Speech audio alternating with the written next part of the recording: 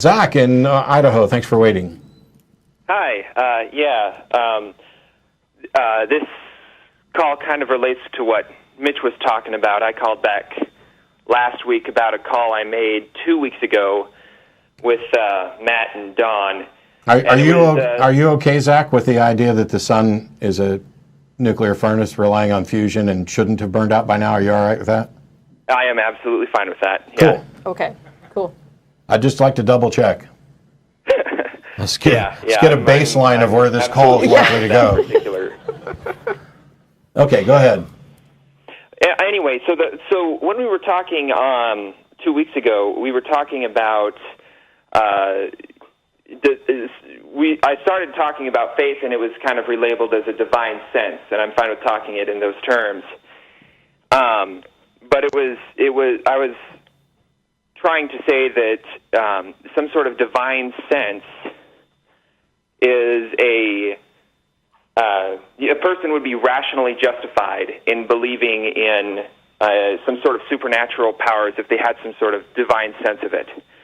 So, and you can correct me if I'm wrong, because I don't want to misportray what you guys were saying. But I came away from that with the idea that if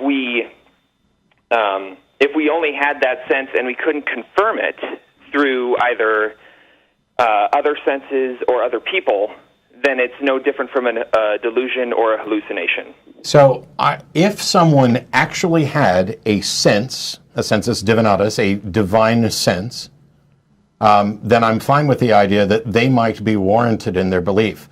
The issue is, how do you identify the difference between a divine sense and what you think is a divine sense but actually isn't? You mean, well, I'm not sure you can. I don't think that you could. Okay. If you can't distinguish between the thing and something that is definitely not the thing, then you have no reliable foundation upon which to trust the thing. Okay. So, like, if you tell me it's 94 degrees outside, and we have a thermometer, and you are convinced that this thermometer is accurate, but we have no way of demonstrating that the thermometer is accurate, we then cannot use that thermometer to determine what the temperature is. We have to have a way to determine that this is in fact a reliable thermometer and not one that's been stuck at 94 since 1928. And right. Okay. And I guess kind of the point I want to make is that we are, if it is the case that we are not justified in accepting some sort of divine sense, then we are also not justified in accepting that any part of reality is real or maps to reality or is not itself just a hallucination. So if we find a thermometer that we can't verify, does that mean that we can't trust or verify any other thermometer? If we find a thermometer, I mean like all of reality. No, I'm pointing out the flaw in your argument.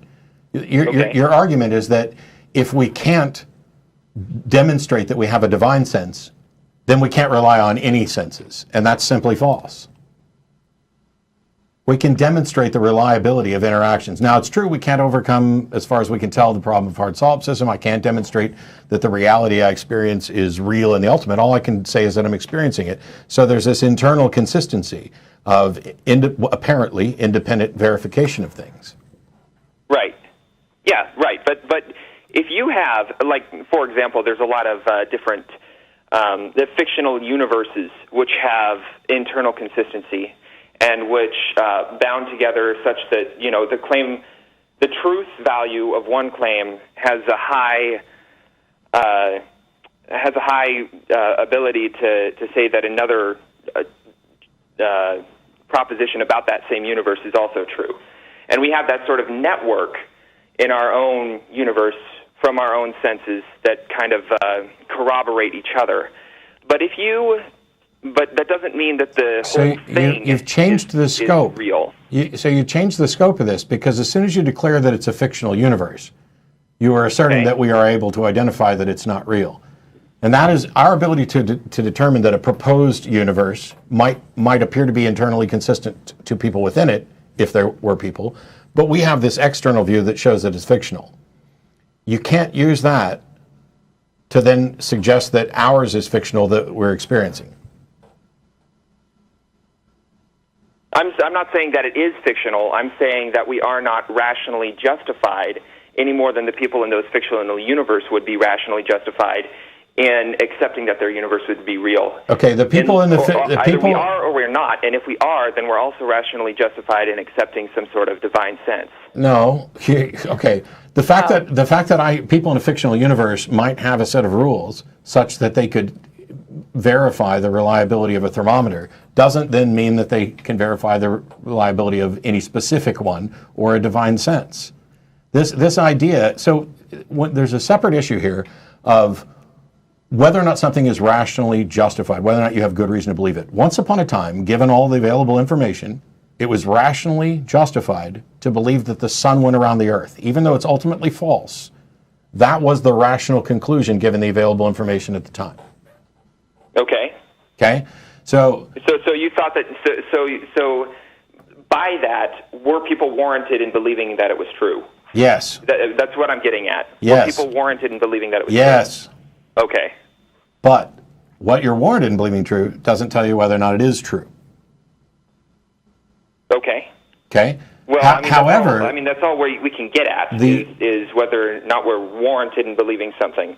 We can't really get to the bottom of it. Yeah, except that through this whole tap dance, there is no... I've seen no warrant to believing that there's a divine sense. Okay. But that's fine. But but for someone who does have that sense, then no. Not someone who does have that sense. Someone who claims that they have that sense. Someone who is convinced that they have that sense. They then need to present the evidentiary warrant for that sense in order for anybody else to be justified in accepting it. Someone who actually experiences the sense, whether it's a delusion or not. Okay. The person who has that sense, it seems, would be warranted in believing that it was true. Or they would be not warranted in believing that it was true. So if that's the case, on an individual level, there may in fact be no warrant. So this is how we tell the difference between what's real and what's delusion, is through independent verification. Hey, Jen, am I actually talking to somebody who just said this sentence? You are. That is how we go about it. Now, the cascade is that Jen could be an illusion and all of the world could be an illusion, and that's fine as a possibility. That gets back to the issue of hard solipsism. But if Jen comes to me and she says, hey, I've got a divine sense and I've been getting messages from God. This is a claim that needs to be testable and then tested before anybody else could possibly be warranted. She may on her own be warranted, but in order for that to be clear to anybody else and acceptable to anybody else, there's work to be done on her part to demonstrate this. That's really all I was getting at, is that some people might be warranted in believing. It's possible that some people are warranted in believing that there is some sort of God or supernatural force. So you're skipping the one little thing, which is independent verification. She could in fact be correct. But if she has not had any sort of independent verification of this, then I don't know how there can be warrant. Because it's a set of beliefs. If you have a bunch of different... See, these independent verifications are all some sort of networks that build each other up, but there's no outside justification for believing the set as a whole. Yeah. So this is the difference. This is the difference in epistemology between being an externalist and an internalist. And I don't see how, if you come to me and you say, I've got this divine sense, okay, what I hear is you are convinced that you have a divine sense. Now, I will accept that you may in fact have warrant, but I cannot be convinced that you have warrant until you present the case for it, and I have then become convinced of this warrant.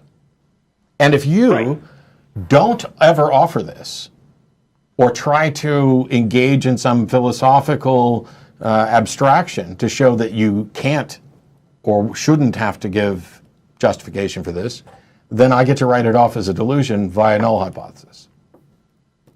And that's fine because I think that if a person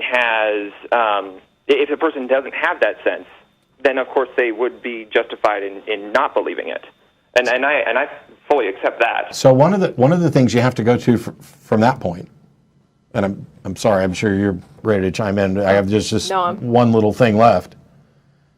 Let's say I'm convinced that I have this sensus divinatus, that I have a divine sense. What else does that tell me about the world? If I'm convinced if I'm convinced I have this sense and you are not convinced, you either don't have this sense, you're not convinced that you have this sense, and you're not convinced that I have it. What is it? What information am I getting from this sense? Because if it's about a God and a God's plan, is that in conflict with somebody else not having that sense?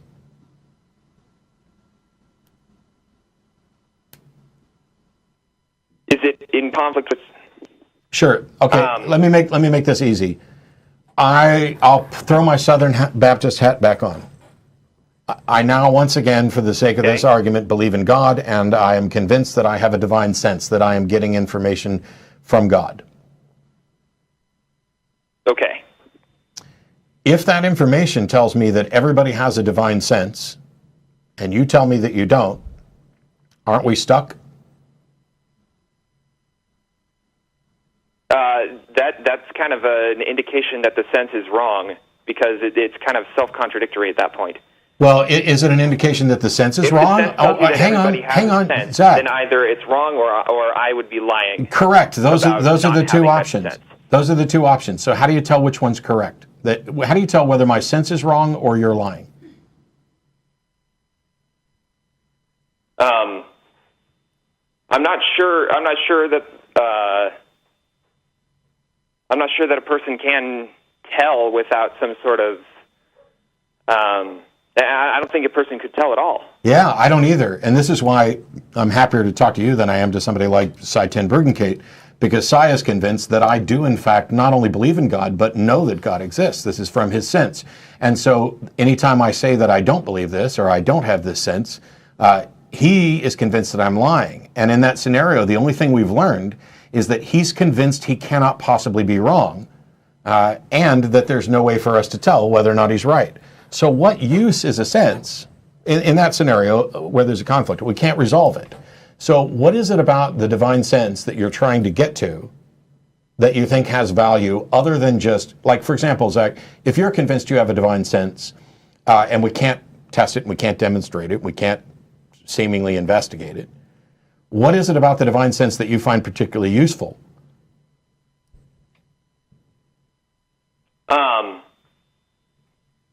I'm not sure. Even if it didn't have a use, I'm not sure that it would not. I mean, I think that even if it didn't have a use, the fact that they have the sense is itself reason enough to. But you can't demonstrate that they have any. I'm not sure if you said this or some of the. You can't demonstrate that they have a sense. And they can't demonstrate that they have a sense. Right. They can't even demonstrate it to themselves because it's not. They can't confirm it. So what is the difference between saying, I am convinced that I have a divine sense that I can't test or verify, and I actually do have a divine sense? There is no difference. Okay. So there's no difference. So this gets us nowhere at all closer to demonstrating whether or not there is a God or whether or not there is a divine sense.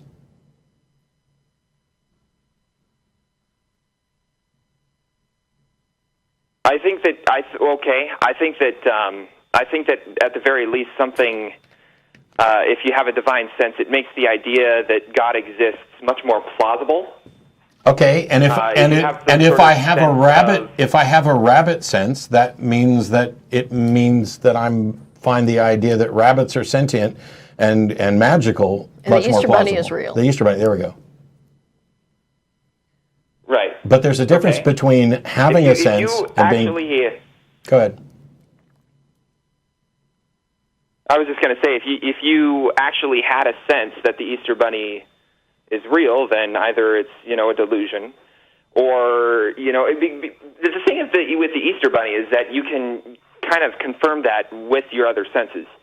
The idea that the Easter Bunny is real conflicts with our other senses in a way that the divine sense does not. Okay, what if I have a sense that there are universe-creating pixies that exist outside of space and time? Okay.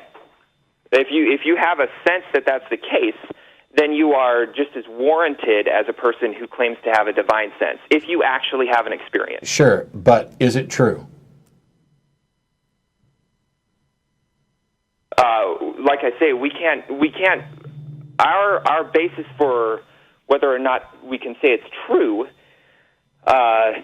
is no better, at least no better than our idea that this network of sense experiences that we have is true. Is it true that you and I are having a conversation?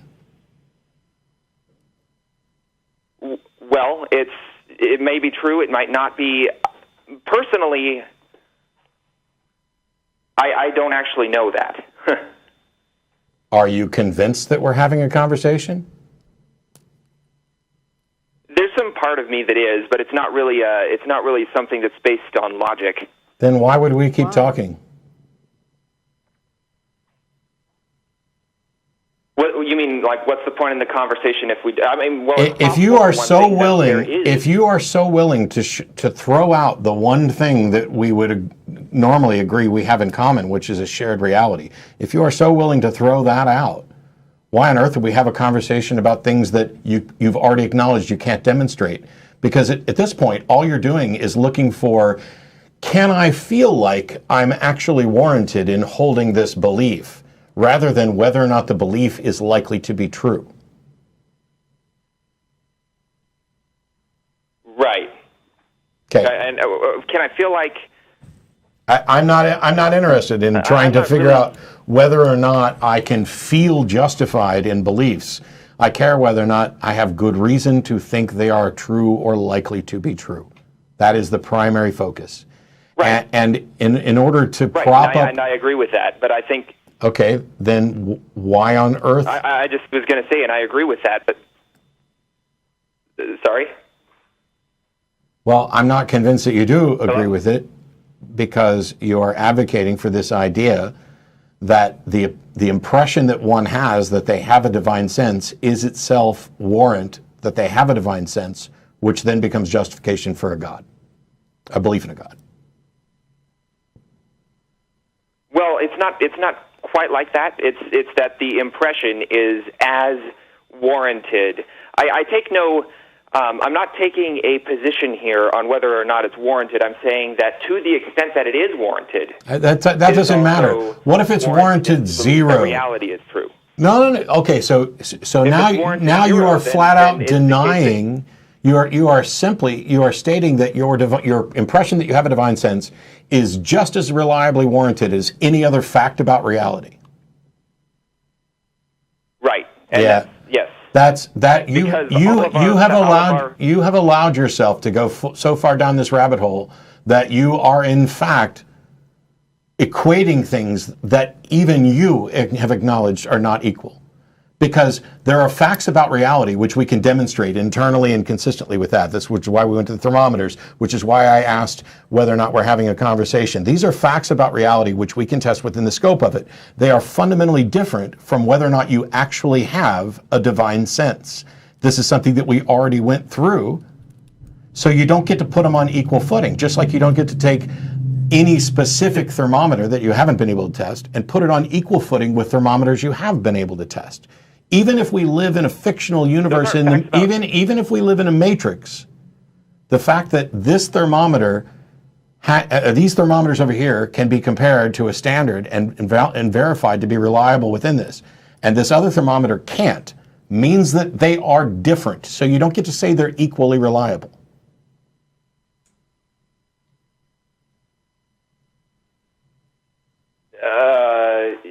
Yeah. Okay. I mean, they're equally reliable within the. So they're not equally reliable within the network. Yes. So, Are you more convinced? Are you more convinced that you and I are having a conversation than you are that you have a divine sense? No.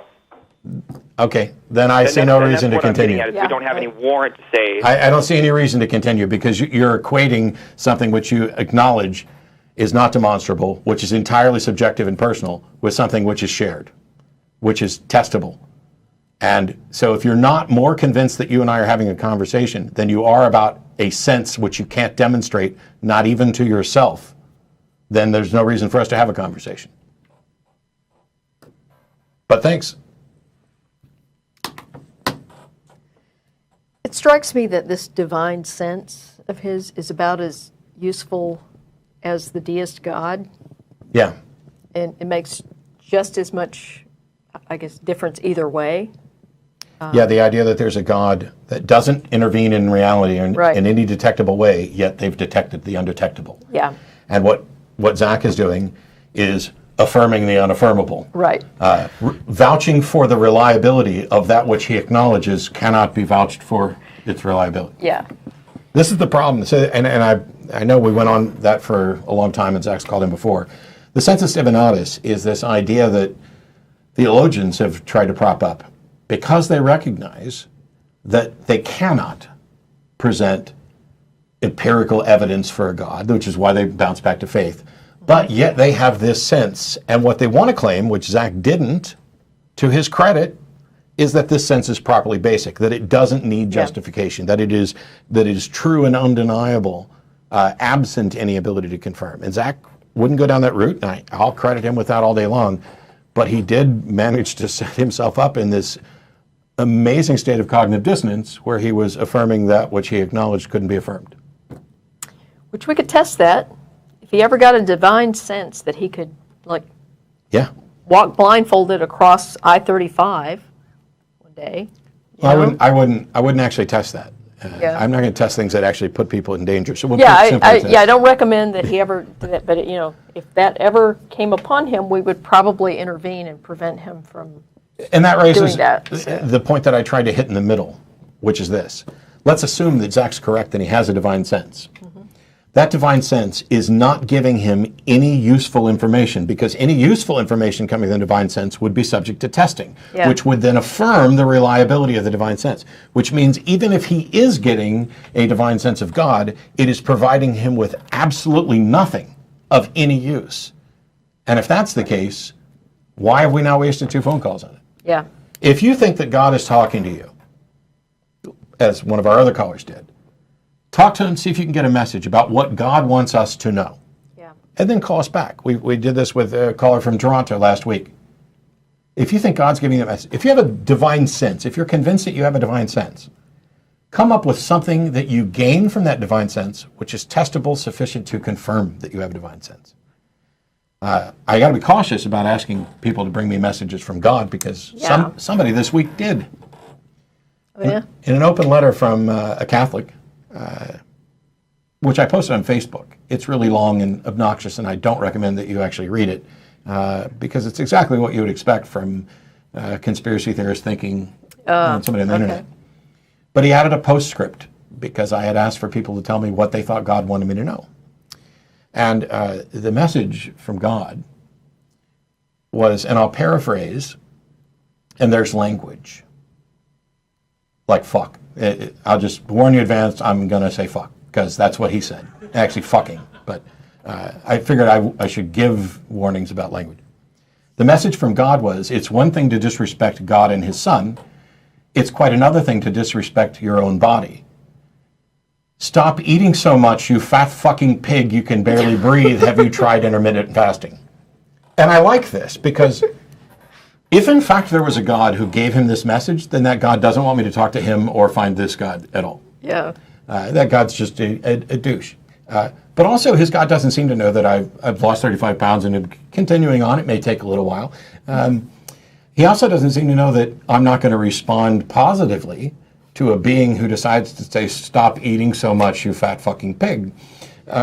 But what it does do is it convinces me that this is a crank who wasn't remotely serious. And so he's either not getting messages from God, which is what I think is most likely, or his God is just big a dick as he is.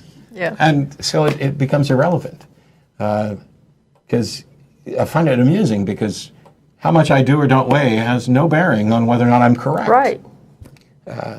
And it certainly doesn't tell me anything about whether or not a God exists. And if stop eating so much was an effective piece of advice for losing weight, then, people could lose weight just like that. Yeah. I mean, Anyway.